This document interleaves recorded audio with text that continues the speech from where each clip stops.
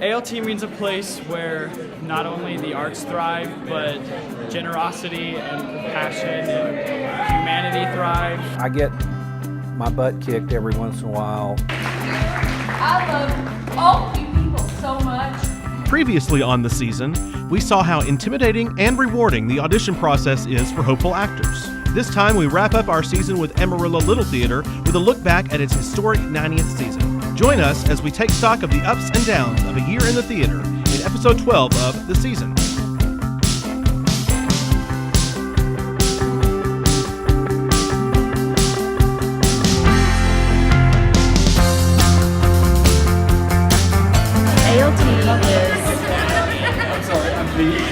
It's where you belong.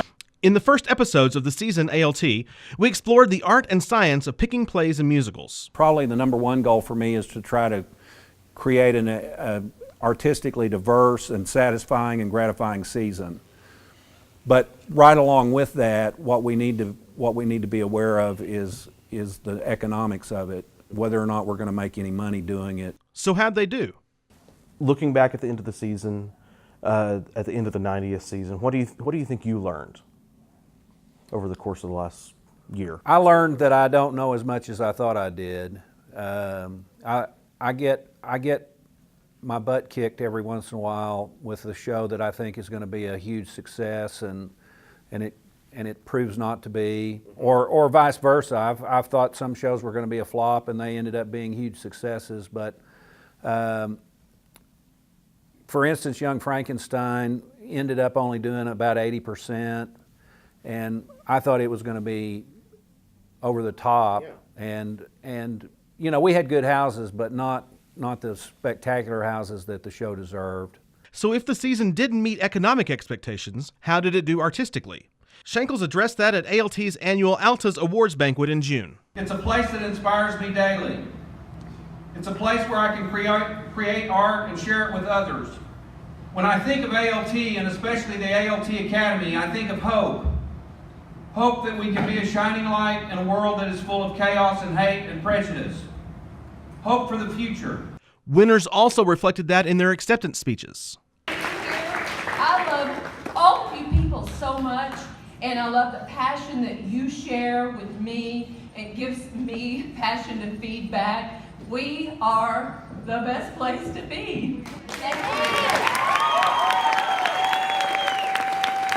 Though the continued financial success of the theater is vitally important, it's the artistic triumphs and familial bonds that actors, directors, crew, volunteers, and others celebrated at the Altas. That night, I asked them what ALT means to them and what their fondest memories of the 2016-17 season are. What's your biggest or best memory of ALT this season? I'd have to say probably when all of my business was shown to, 200 or plus people. ALT, my second home. I literally grew up here. I really find comfort coming here, just like when life is crazy.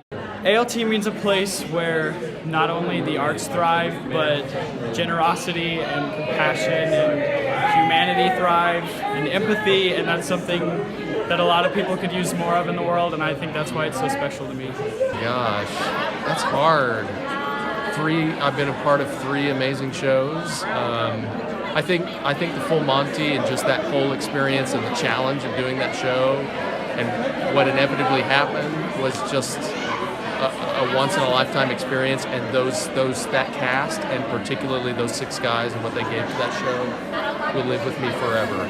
But I wasn't going to audition for Anything Goes, and then I ended up doing it, and I had this mental block with the song Buddy Beware, and it was so difficult for me to sing the last bit of the number because I'm not a belter, and I had so much struggle during rehearsal. We had to change the music, and finally I sung it, and I just saw Allen. He just screamed, just like, yes, from the audience, and it was just one of the most fulfilling things, besides marrying Miss Ruby in my life, just for him to be so supportive, and everyone was so nice and wonderful, and I grew so much during Anything Goes. I think the first read-through of Brighton Beach Memoirs was absolutely one of my favorite because we all just came together as a family and it all meshed, and they're still my family. We took a photo earlier together, our family photo, and it was just wonderful. My favorite memory of this season was watching Jason in It's Only a Play. Frank Finger, holy crap, like that is a huge role to take on, and he tackled it